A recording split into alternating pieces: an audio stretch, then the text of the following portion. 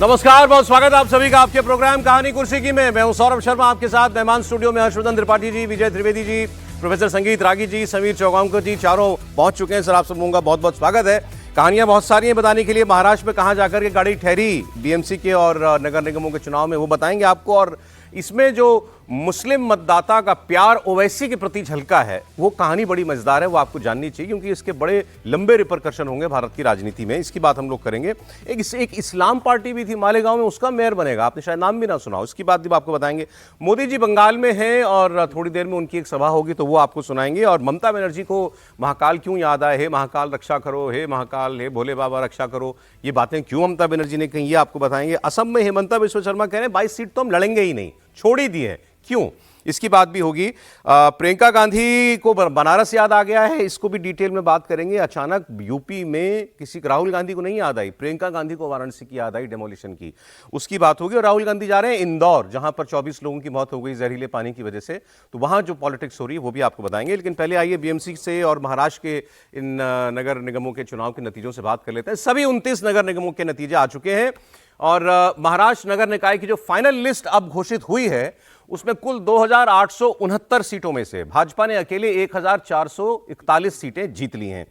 शिंदे सेना को 405 सीटों पर जीत मिली है, उद्धव की पार्टी को 154 पर, कांग्रेस को 318 पर, अजीत पवार को 164 पर, शरद पवार को मात्र 36 पर, एआईएमआईएम को 97 पर, 97 जगह एआईएम का पार्षद जीता है। वीबीए को 15, जिसके साथ मिलकर कांग्रेस लड़ी थी, और मनसे को यानी राज ठाकरे को मात्र 14, बाकी लोगों को 225 सीटें मिली। बीजेपी गठबंधन ने 29 में से 25 नगर निगमों में जीत हासिल कर ली है और बीएमसी में बीजेपी गठबंधन को बहुमत से ज्यादा सीटें भी मिल गई हैं। मुंबई में बीएमसी की सारी 227 सीटों के लिए चुनाव हुए थे, जिसमें बहुमत के लिए 114 चाहिए थी। बीजेपी गठबंधन ने 114 हासिल कर ली हैं, उसको 118 सीटें मिली हैं, बहुमत से 4 ज्यादा। अकेले बीजेपी ने 89 सीटों पर जीत दर्ज की है। एकनाथ शिंदे की शिवसेना को 29 सीटें मिली हैं। लोग कह रहे हैं कि इनका प्रदर्शन अच्छा नहीं रहा। उद्धव ठाकरे की पार्टी को हार का सामना करना पड़ा, 25 साल के बाद बीएमसी से वो सत्ता से बाहर हो गई, लेकिन सीटें उनको ठीक ठाक मिल गई। 65 सीटें शिवसेना यूबीटी को मिली हैं। कांग्रेस पार्टी को बीएमसी में 24 सीटें मिली हैं। ओवैसी की पार्टी ने बीएमसी में भी ठीक ठाक प्रदर्शन कर दिया, उनको 8 सीटें जो हैं वो वहां पर मिली हैं। लेकिन जो इसमें बात करने लायक चीज है, वो दो पहलुओं पर हम बात करेंगे। पहले तो दोनों परिवारों का पतन, ठाकरे परिवार भी मिलकर कुछ नहीं कर पाए दोनों, और दूसरी ओर पवार परिवार जो था, उनके हाथ से पुणे, पिंपरी चिंचवाड़ सब कुछ चला गया। तो ये एक तो जो फैमिली पॉलिटिक्स थी वो बीएमसी के इलेक्शन में पूरी तरीके से ध्वस्त हो गई, बात नंबर 1। और दूसरा, मुस्लिम वोटों का जो रुझान दिखाई दिया, उसकी बात हम लोग करेंगे। लेकिन पहले मैं आपको एक रिएक्शन दिखा देना चाहता हूं हारे हुए पक्ष का। संजय राउत ने क्या कहा, ये आप सुन लीजिए। संजय राउत को देखिए, उनको बीजेपी से ज्यादा मतलब एकनाथ शिंदे से है, पार्टी वो ले गए थे उनकी, तो उन्होंने कहा कि ये तो एकनाथ शिंदे को मिला क्या, बीजेपी की मदद से जो थोड़ी बहुत सीटें जीत गए वो जीत गए, और अगर बीजेपी साथ ना होती और बीजेपी के पास ईवीएम ना होती, काउंटिंग में गड़बड़ ना होती, वोटिंग कराने के दौरान गड़बड़ ना होती, तो नतीजे ऐसे नहीं आते। अगर ठाणे का इलाका छोड़ दिया तो एकनाथ शिंदे कहाँ है? मुंबई में नहीं है, ठीक है, कुछ सीटें जीते हो गए बीजेपी की मदद से, उनका होटल है बीजेपी का। और कहाँ है? ईवीएम पर अभी भी गड़बड़ है, और गड़बड़ कल भी थी वोटिंग के समय, और अब काउंटिंग के समय भी ईवीएम में गड़बड़ है, दिख रही है। तो आइए पहले इसकी हम लोग बात कर लेते हैं। देखिए, जीत तो जीत होती है, मेजॉरिटी मिल गई बीएमसी में बीजेपी और शिवसेना को, यानी एकनाथ शिंदे को, दोनों को मिला करके। बात रही जो उद्धव ठाकरे, संजय राउत जो कह रहे हैं कि हम तो रहे 65 पर, 60 के ऊपर, एकनाथ शिंदे कहां रहे बीएमसी में, 29 सीट पर वो आए हैं, और ठाणे अगर इसमें से अगर आप हटा दीजिए तो बाकी जगह भी उनको क्या मिला। तो ये तो बीजेपी के साथ ना होते तो शिवसेना जिसको कहा जा रहा है, यानी कि एकनाथ शिंदे, तो उनके पल्ले तो कुछ पड़ा नहीं, उनको तो कुछ मिला नहीं। क्या ये बात ठीक है? एकनाथ शिंदे का परफॉर्मेंस क्या बिलो पार रहा, उनकी अपेक्षा से नीचे रहा? समीर जी।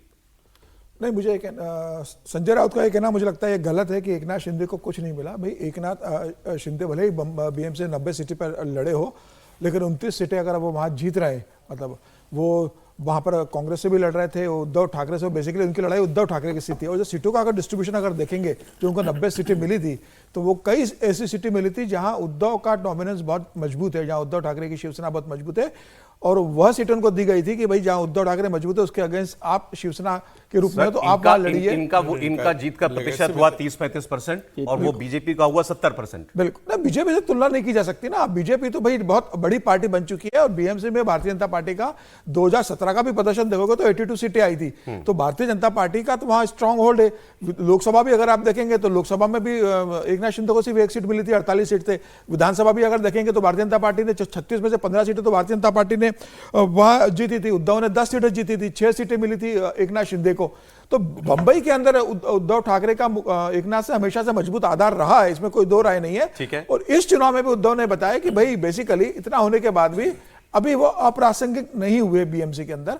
बीएमसी चली गई है उनके पास, लेकिन मुंबई में एक होल्ड है। हाँ, और आप 65 सीटें लेकर एकनाथ शिंदे ने भी खराब किया परफॉर्मेंस, ऐसा नहीं है। नहीं, ऐसा नहीं मानता हूं। बीजेपी से मुझे लगता है कि बीजेपी के मुझे बेहतर ज्यादा उम्मीद थी कि 82 सीटें आप लेके आते हो 2017 में। हाँ। और लगभग 8 साल बाद भी आप 89 सीटों पर आते हो, मतलब 6 सीटें आपकी बढ़ती है। तो मुझे लग रहा है कि बीजेपी से मैं उम्मीद कर रहा था कि बीजेपी कम से कम 95 से 100 सीटों पर जाएगी। तो बीजेपी मुझे लगता है कि थोड़ा कम प्रदर्शन किया है उम्मीदों के अनुरूप। इस पर लोग अपने अपनी जो है देखिए वो निकाल रहे हैं, एनालिसिस कर रहे हैं। कल मैंने देखा संजय झा एक पॉलिटिकल कमेंटेटर हैं, कांग्रेस पार्टी से पहले कभी वो जुड़े हुए थे, अब वो पार्टी के साथ तो नहीं है लेकिन उनकी दिल उनका वही है।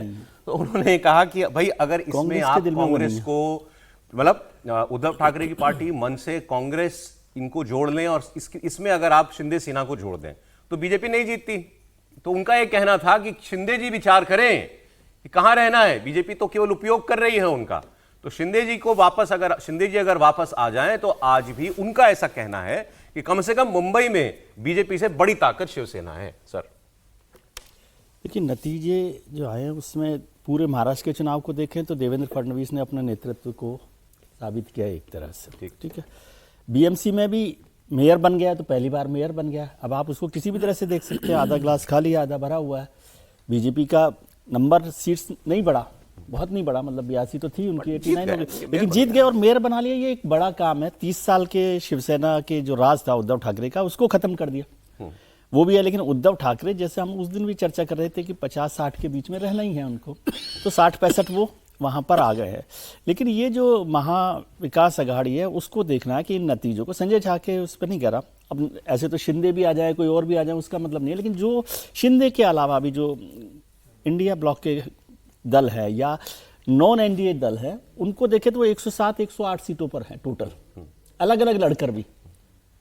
कांग्रेस अगर साथ लड़ती तो कहानी कुछ हो सकती थी। कांग्रेस भी है, समाजवादी पार्टी भी है, एमआईएम भी है, तो ये सब लोग मिलकर लड़ते तो 107 सीटें आपके इस पे टैली पर दिख रही है। तो 107 सीटें कम नहीं होती, और यदि सब मिलकर लड़ते तो शायद 10-5 सीटें बढ़ ही सकती थी। तो वो है, शिंदे को तो शामिल नहीं करना चाहिए। शिंदे तब उनके साथ हैं तो उसको क्या, लेकिन जो उनके साथ नहीं है वो भी कोई कमजोर स्थिति में नहीं है। और शिंदे साहब का तो अभी वैसे ये कहना कि शिंदे साहब को वहां पर नहीं, शिंदे साहब को तो प्रूव ये करना था कि वो उद्धव ठाकरे की से असली शिवसेना है, तो उनको तो जीतना ही चाहिए था, तो उनकी तो हार माननी ही चाहिए हमें। सर आधी सीटों पर लड़ रहे थे उद्धव से, वो 90 तो थे ना, 90 में से 26 आई हैं। 90 का कितना होता है, 90 में से 50 ले तो उनसे लड़ने की क्या बात है। उद्धव ठाकरे से हारे ना, तो इसका मतलब उद्धव ठाकरे असली शिवसेना है। पार्टी कितनी सीटों पर लड़ी? कह रहे हैं असली, इसका मतलब असली शिवसेना उद्धव ठाकरे है। मुंबई की बात करें, मतलब वो फैक्ट्स को, वही फैक्ट्स की बात है, नंबर फिगर की उद्धव लड़े हैं 163 लड़े हैं, 163 लड़के 60-65 लाए हैं वो। तो ठीक है, आप सोचिए ना कौन सी बड़ी विक्ट्री है। और दूसरी बात, रफली 50 उद्धव ठाकरे वर्सेस शिंदे, एक दूसरा पर्सपेक्टिव भी जरा देखिएगा। ओवरऑल चुनाव में ओवरऑल जितने हैं सीटें, उसमें 405 पर शिंदे की जीत होती है और 154 पे उद्धव सेना की जीत, पैन महाराष्ट्र। तो लेगेसी कहां आई है? आपसे 3 गुना ज्यादा वो सीटें जीत रहा है। सर आपने मुंबई में डिक्लेयर कर दिया, सिर्फ मुंबई में तो उद्धव ठाकरे वर्सेस मुंबई में शिवसेना। इसका मतलब है कि शिवसेना सिर्फ वो तो पहले भी मुंबई की पार्टी है। शायद नहीं पता हो। नहीं, मुझे मालूम है ऐसा नहीं है, लेकिन जो अपने आप को ही तो पैन महाराष्ट्र की बात करता था। तो सर देखिए इसमें तो कुछ जैसे ये बात क्योंकि डेटा था तो हमने बात कर ली, वैसे रखा इसमें कुछ नहीं है ना। शिंदे जी कहीं जा रहे हैं, हाँ। जीत अगर 150 की होती तो भी मेरी बनना था, 118 है तो भी मेरी बनना है, तो वो बेर तो। लेकिन ये देवेंद्र का इलेक्शन है, देवेंद्र फडणवीस ने अपनी लीडरशिप प्रूव कर दी, ये तो एक मोटी बात रही। दूसरा जो इसका जो मुस्लिम वोट वाला जो एंगल है वो भी इंपॉर्टेंट, बहुत महत्वपूर्ण है, उसको आप जरा सुनिएगा। आगे 2 खबरें आप बड़े ध्यान से सुनिएगा त्रिपाठी जी, आप भी। महाराष्ट्र नगर पालिका चुनाव में असदुद्दीन ओवैसी की पार्टी एआईएमआईएम, राज ठाकरे की पार्टी मनसे से बहुत आगे निकल गई। आप कहेंगे इससे ही कंपैरिजन क्यों कर रहे हैं? उद्धव ठाकरे ने जितनी सीटें दी हैं इनको इसलिए कंपेयर किया जा रहा है। राज ठाकरे की मनसे 10 से ज्यादा सीटों पर खाता नहीं खोल पाई पूरे महाराष्ट्र में, और ओवैसी की पार्टी ने 13 नगर निगमों में धमाकेदार जीत हासिल की है। बीएमसी में ओवैसी की पार्टी 8 सीटें जीती, मनसे केवल 6 सीटें जीती। ठाणे में एआईएमआईएम के 5 पार्षद जीत करके आए, मनसे का केवल 1 पार्षद जो है वो जीत करके आया। और ओवरऑल पूरे महाराष्ट्र के अंदर 97 पार्षद जीते हैं, नगर सेवक जीते हैं। मैं उनकी ठीक सी पर 10 नगर निगमों में 97 पार्षद जीतना असदुद्दीन ओवैसी का ये क्या बता रहा है कि मुसलमान वोट जो है वो अब ये तथाकथित सेकुलर पार्टियों का बंधवा वोट नहीं है। ये एनालिस्ट कह रहे हैं कि जहां उनको अब दिख रहा है, जो डायलॉग ओवैसी देते थे ना बार बार, मुसलमान दरी नहीं बिछाएगा, मुसलमान अब केवल जो है आपको वोट करेगा और पर उसको बदले में कुछ नहीं मिलेगा तो वो सहता रहेगा, अब वो नहीं चलेगा। बुरके वाली मेयर बनेगा। मेयर बनना तो खैर दूर की बात है, लेकिन उनका ये डायलॉग कि केवल दरी बिछाने के लिए हम नहीं है, हम अपना लीडर बनाएंगे, अपनी लीडरशिप तैयार करेंगे, ये बात खासकर नौजवान मुसलमानों में घर कर रही है और ये वोट वो बताता है। वारिस पठान इनकी पार्टी के विधायक रह चुके हैं मुंबई से, उनकी बात सुनते हैं। लोगों ने मान लिया ओवैसी साहब को अपना नेता, उनको लग गया कि वाकई में शख्स है, ये पार्टी है जो पूरी महाराष्ट्र के अंदर विकास डेवलपमेंट की काम करेगी। सिर्फ बात नहीं करते, वर्क इज अवर आइडेंटिटी। और दूसरी तरफ साइकिल तो पूरी पंक्चर हो गई, दोनों टायर साइकिल के पूरे महाराष्ट्र के अंदर पंक्चर हो चुके हैं। पंक्चर, ये जो कल तक घमंड गुरूर में घूमते थे, इक्तिदार पे बैठते थे, काम नहीं करते थे, आज जनता ने उनको जवाब दे दिया ना। जनता का मैंडेट है ये कि अब जो काम करेगा, जो साथ में साथ कांधे से कांधा मिलाकर रहेगा, उसी के साथ जनता जाएगी। बाकी ऐसे खोखलों को तो सबक सिखा दिया पूरी जनता ने। अब किन खोखलों की बात कर रहे हैं ये? नहीं, ये बात कर रहे हैं कांग्रेस की, ये बात कर रहे हैं उद्धव ठाकरे की। मुझे लगा उन्होंने कहा कि काम जो करेगा उसी को वोट मिलेगा, तो बीजेपी का अगला सुन लें सर, अगला और भी इंटरेस्टिंग है। मुस्लिम वोट की बात मैं कर रहा हूं। एक पार्टी बनी शायद 2 साल हुए, Indian secular largest assembly of Maharashtra. कोई लॉजिक नहीं है इस नाम का, कोई लॉजिक नहीं है। बात यह थी कि उनको किसी भी बहाने इस्लाम पार्टी बनानी थी, तो नाम रख दिया ऐसा।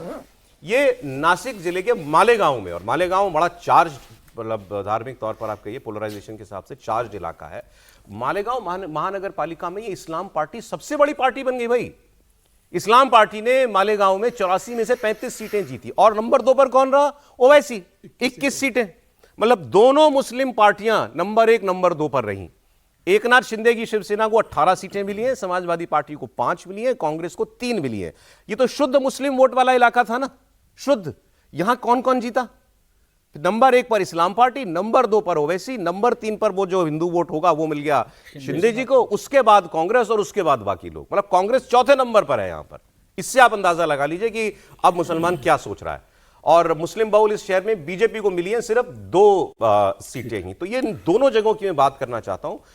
ओवैसी को मिली 97, और ये इस्लाम पार्टी जुम्मा भी कुछ दिन हुए, ये एनसीपी के एक नेता थे आसिफ शेख रशीद, इन्होंने अगस्त 2024 में ये पार्टी बनाई थी, उसका ये प्रदर्शन है। त्रिपाठी जी क्या बता रहे हैं?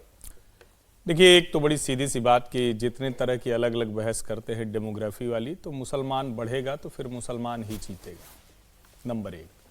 नंबर 2 ये मुसलमान अब मुसलमान को ही जिताएगा। वो दिन खत्म हो गए जो वो कहते थे कि दूसरे को नेता मान लेंगे। अब आप उसको कहिए वो भरोसा नहीं रहा, वो उस तरह से काम नहीं किए, या जो भी वजह हो, लेकिन अब वो मुसलमान को जिताएगा। तीसरी जो सबसे बड़ी चीज है, उसको ये लगता है कि ये वक्त है अब हमारा एसर्ट करने का, यानी थोड़ा दबाव बनाने का है। वरना जरा सोचिए, नाम आप कुछ भी रखते, आपने इस्लाम पर इतनी बात की, दूसरी भी तो मुसलमान के नाम पे बनी है। देश में कोई हिंदू पार्टी सरवाइव नहीं कर रही, कोई अपने नाम में हिंदू महासभा कहाँ है पता नहीं है। आप बाहर के लोग लिखते हैं भाजपा को हिंदू पार्टी, लेकिन वो भी भारतीय जनता पार्टी है। यानी इन पार्टियों ने उसमें भी इंक्लूसिवनेस नहीं किया, वो अपनी मुस्लिम आइडेंटिटी के साथ हैं, इस्लाम और एआईएमआईएम। इसको जरा सोचना चाहिए, और आगे की जो डिबेट हो डेमोग्राफी से लेके सब चीजों को, उसकी बात करनी चाहिए। नंबर 1 तो एक तो ये सबसे महत्वपूर्ण है। दूसरा, महाराष्ट्र की पॉलिटिक्स के लिहाज से देखें तो ठीक है, अभी मैं सुन रहा हूं कि हर कोई अपने अपने तरीके से व्याख्या कर रहा है, और ठीक भी है।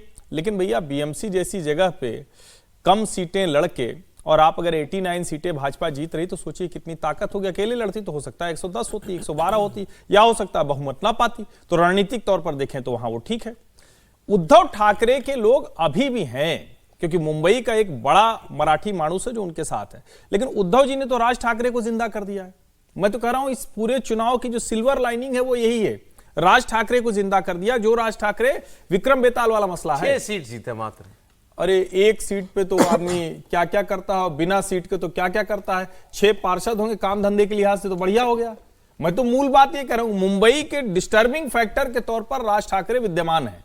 अगर उद्धव ठाकरे ने हाथ नहीं थामा होता तो हो जाता। लेकिन जो संजय राउत ने लिखा है, मुझे लगता है कि संजय राउत जैसे अगर आपके सलाहकार हों तो फिर किसी दुश्मन की आवश्यकता नहीं है। जो व्यक्ति न रणनीति बना सकता हो, न मास लीडर हो, न कोई ऐसा बौद्धिक, मैंने आज तक देखा हो कार्यकारी संपादक भले हैं लेकिन कुछ ऐसा मैंने उनके भरोसे। और उद्धव ठाकरे और आदित्य ठाकरे, मैं बार बार कह रहा हूं, उनको मराठी मानुस क्यों पसंद करता है? क्योंकि वो गाली गलौज नहीं करते, वो लाठी लेके नहीं चलते। आदित्य को आप कुछ भी करें, वो अमित ठाकरे की तरह बात नहीं करता। अमित ठाकरे तो कहता है ट्रेन नहीं आने देंगे। तो पूरे चुनाव को जब आप एक लार्जर पर्सपेक्टिव में देखेंगे तो मुसलमान अपनी आइडेंटिटी के साथ इंटैक्ट है, भारतीय जनता पार्टी की जो एक इंक्लूसिव राजनीति थी वो दिख रही है, और मराठी मानुस मुंबई में, पूरे महाराष्ट्र में भले नहीं लेकिन मुंबई में उसको अभी भी लगता है कि शिवसेना बची रहनी चाहिए। ठीक है, आगे बढ़ते हैं। चलिए बंगाल की बात आपको बता दें। प्रधानमंत्री बंगाल में, थोड़ी देर में उनकी सभा भी होगी, सुनाएंगे आपको। लेकिन बंगाल की बादशाहत कैसे पाए बीजेपी, ये उसका मिशन है। प्रधानमंत्री नरेंद्र मोदी इसकी अगुवाई वो खुद करने जा रहे हैं। 2 दिन के दौरे पर वो निकले हुए हैं, पश्चिम बंगाल और असम जाएंगे वो। प्रधानमंत्री Modi Malda town railway station पर भारत की पहली वंदे भारत स्लीपर ट्रेन को हरी झंडी दिखाएंगे थोड़ी देर में। ये हावड़ा से गुवाहाटी चलेगी। इसके अलावा आज प्रधानमंत्री बंगाल में 3250 करोड़ से ज्यादा की परियोजनाएं जो हैं उनकी भी शुरुआत करने जा रहे हैं। मालदा में बीजेपी की परिवर्तन संकल्प रैली भी होगी। अब चुनावी माहौल में प्रधानमंत्री बंगाल के मुख्यमंत्री पर, टीएमसी पर कैसे हमला बोलेंगे ये तो हमको देखना पड़ेगा। और वो ईडी की रेड में ममता जी का जाना, कोयला तस्करी, सुप्रीम कोर्ट का इसमें आ जाना, वो सारी बातें जो है बीच में हो सकती है। सब कुछ प्रधानमंत्री आज लेकिन हिसाब करेंगे, इसमें कोई शक नहीं है। मालदा में जहां वो गए वो इंपॉर्टेंट क्यों है? क्योंकि मालदा के लिए कल ममता बनर्जी ने यह स्टेटमेंट दिया कि मालदा में 90,000 मुसलमानों के वोट काटने की तैयारी कर रहा है चुनाव आयोग। 90,000। फिर उसमें उन्होंने इंक्लूड कर दिया कि दलितों के वोट काटे जाएंगे, राजवंशियों के वोट कटेंगे, मतवा समाज के वोट कटेंगे। कल आपने देखा था कई जगहों पर 2-3 दिनों से हिंसा चल रही थी। एक जगह पर बीडीओ का दफ्तर फूंक दिया गया था, एक जगह पर सड़क जाम कर दी गई थी, हाईवे, नेशनल हाईवे की, झारखंड में किसी माइग्रेंट वर्कर की मृत्यु हो गई थी। तो उसको लेकर के दंगा फसाद खूब वहां पर हुआ, पुलिस पर पथराव हुआ, ट्रेनें रोक दी गई। ममता जी ने दोनों मामलों पर यह कहा कि भाई लोगों का गुस्सा है, क्या करें, जायज है लोगों का गुस्सा। माइग्रेंट वर्कर बंगाली जो मारा जा रहा है और वोट कट रहा है जबरदस्ती। केवल एक तबके के लोगों को बुलाकर, खासकर मुसलमानों को बुलाकर उनसे सबूत मांगे जा रहे हैं उनके नागरिक होने के, तो गुस्सा है उनका। उन्होंने जायज ठहरा दिया इन दोनों घटनाओं को, तो इसकी भी हम लोग बात करेंगे। लेकिन कल एक बड़ा विचित्र सा सीन दिखा कि ममता जी रैली में खड़े होकर हे महाकाल रक्षा करो प्रभु, रक्षा करो महाकाल, ये करने लग गई। वो सुनिए आप।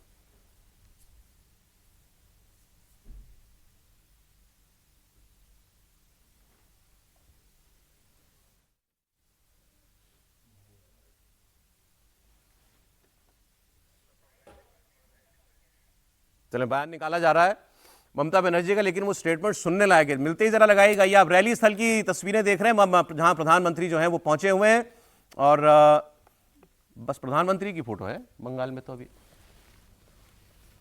अभी वहां पर ममता बनर्जी का बयान निकालिएगा जरा, महाकाल वाला।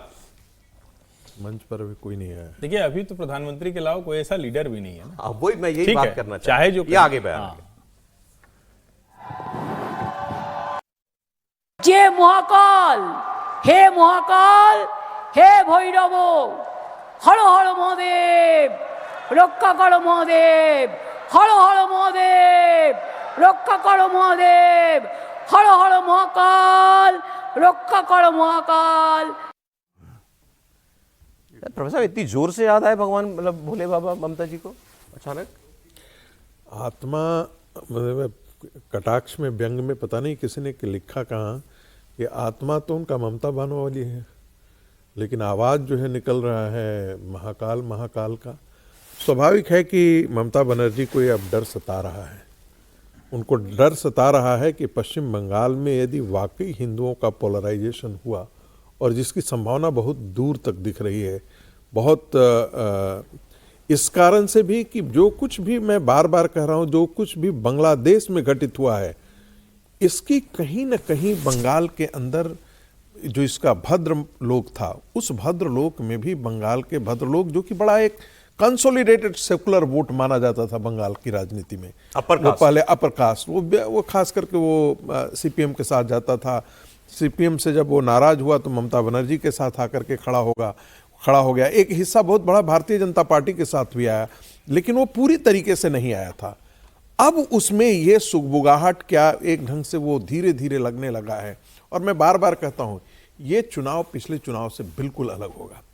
इसलिए अलग होगा क्योंकि भारतीय जनता पार्टी के समर्थकों को भी नहीं विश्वास था कि भारतीय जनता पार्टी जीत करके आ सकती है। अब जरा याद कीजिए केजरीवाल ने जब हरा दिया पहली बार शीला दीक्षित को, उस समय कितनी सीटें आई थी? 24 या 25 सीटें आई थी। लेकिन 6 महीना बाद चुनाव होता है तो केजरीवाल की पार्टी जो है वो पूरी तरीके से वहां पर 64-65 सीटें लेकर के आ जाती है, यानी कि एक डोमिनेंट मेजोरिटी के साथ आती है।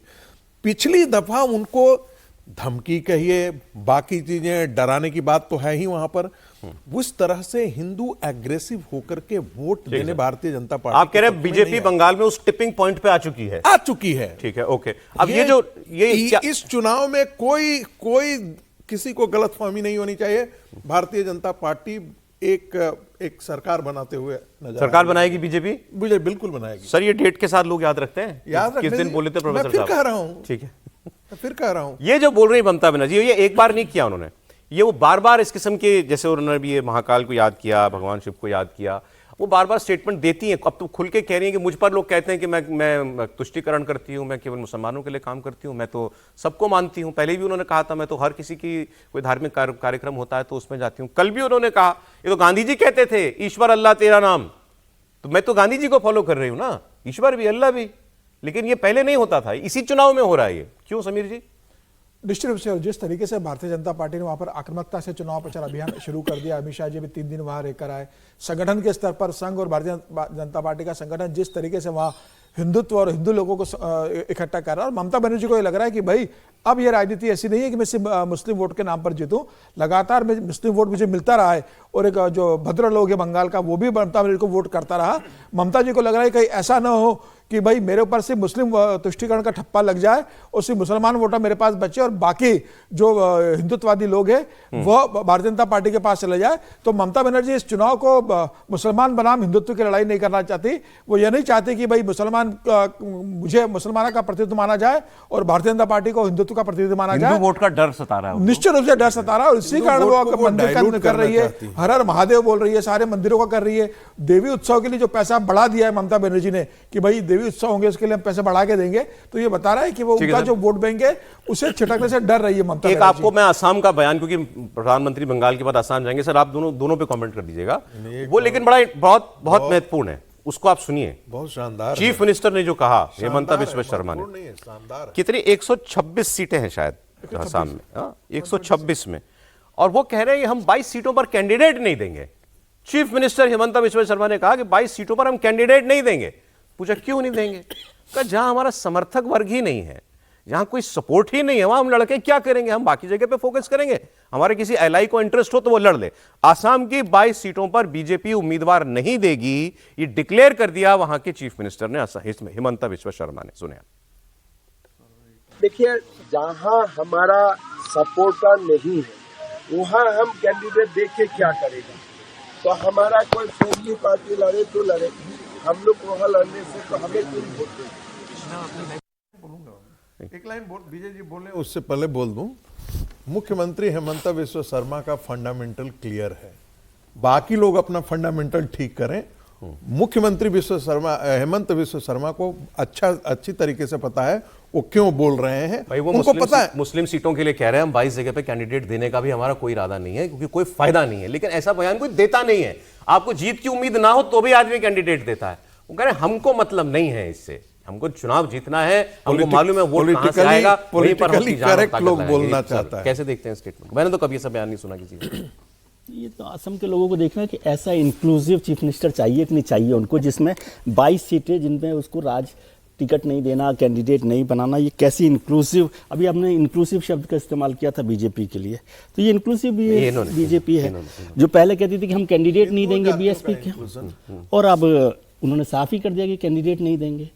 तो इसका मतलब असम के लोगों को तय करना है कि भाई वो कैसा चीफ मिनिस्टर चाहते हैं, कैसी पार्टी चाहते हैं, और ये उससे जुड़ी हुई बात है। अभी हम लोग ममता बनर्जी पे कह रहे थे कि उनको चुनाव में महादेव याद आ रहे हैं, वो तो पिछले चुनाव में भी चंडी पाठ कर रही थी, रामलीला के लिए भी पैसा दे रही थी, नवरात्रा भी कर रही थी, और चुनावों में करते ही हैं सब लोग। मतलब ममता कर रही हैं, ये चुनावी नहीं है ऐसा नहीं कहा जा सकता, लेकिन वो अपनी उस इमेज को, जो नैरेटिव, उसको आप इंक्लूसिव मानते हैं? नहीं, इंक्लूसिव नहीं है, लेकिन वो उस तरह से नहीं कर रहे ना। इंक्लूसिव मतलब चुनाव के लिए वो कर रही हैं, लेकिन ये तो नहीं करेंगे मैं हिंदुओं के वोट नहीं मांगूंगी या मुसलमानों के वोट पर ही चलूंगी। अभी कह रहे हैं क्लैरिटी की बात है भाई, जहां वोट नहीं मिलता वहां हाँ, तो ठीक है, मैं इसमें उन पर आपत्ति थोड़ी कर रहा हूँ, मैं तो ये कर रहा हूँ असम के लोगों को तय करना है कि कैसे जाना है, कैसे नहीं जाना। लेकिन ममता बनर्जी यदि हर हर महादेव कर रही है तो इसमें भी क्या आपत्ति है? अभी तक तो हम कह रहे हैं कि तुष्टीकरण कर रहे हैं, महादेव कर रहे हैं, दोनों मुद्दों पर बात आपकी आ जाए। देखिए, राजनीतिक तौर पर कतई ये उचित नहीं है, और हेमंत बिश्व शर्मा को हम लोगों ने लगातार सुना, एक इंटरव्यू में उन्होंने कहा कि वो हमको किडनी दे देगा, मुसलमानों के बारे में उन्होंने कहा कि वो हमको किडनी दे देगा लेकिन वोट नहीं देगा। 10 साल लगेगा, 10 साल बाद उसको समझ में आ जाएगा कि हम क्या सही कर रहे हैं, तो वोट देने लगेगा। इससे पहले का जो चुनाव था उस वक्त भारतीय जनता पार्टी ने एक ऐसा राज्य था जहां उन्होंने कहा कि हम अल्पसंख्यक मोर्चा ही नहीं बनाएंगे, कोई मतलब नहीं है, ये लोग वोट करते नहीं, आते भी हैं तो दूसरे के लिए काम करते हैं। अब ये हो गया व्यवहारिक पक्ष। राजनीतिक तौर पर कहें तो ये ठीक नहीं है, व्यवहारिक तौर पर ये है, लेकिन राजनीति को व्यवहारिकता में ढालना यही नेता का अच्छा काम होता है। तो मैं इसको कतई ठीक नहीं मानता हूं, कितना भी फोकस आपका क्लियर हो। फोकस अटल जी का भी क्लियर था, अडवाणी जी का भी क्लियर था, मोदी जी का भी क्लियर है, लेकिन क्या गुजरात में कॉर्पोरेटर ज्यादा मुसलमान जीत के आने लगे भारतीय जनता पार्टी की? तो मुझे लगता है कि ये कतई ठीक नहीं। हाँ, आपको जहां लगता है वहां ज्यादा ताकत से लड़िए, ज्यादा मजबूती से लड़िए, वो बेहतर है। एक छोटा सा कमेंट, क्या बंगाल में जो प्रोफेसर साहब ने कहा बीजेपी टिपिंग पॉइंट पे आ गई है, यही ममता जी को महाकाल की याद दिला रहा है? देखिए, जिस राज्य में सत्ताधारी पार्टी के लोग कहते थे कि अरे ये तो दुर्गा माता, काली माता का देश है, यहाँ कहाँ राम जी की बात करते हो, और अगर रामकृष्ण शिव की याद आने लगे, कोई भोले, हर हर महादेव ये सब करने लगे, तो भय तो लग रहा है। अब वो कहाँ तक लगेगा ये देखने की बात है। सर ब्रेक की बात कर लें, ब्रेक एक लाइन बोल दूं सर। मुसलमान खुल करके वोट जिहाद के साथ खड़ा है जी, और इसके बावजूद भी यदि आप कहें कि हम इंक्लूसिव बात करेंगे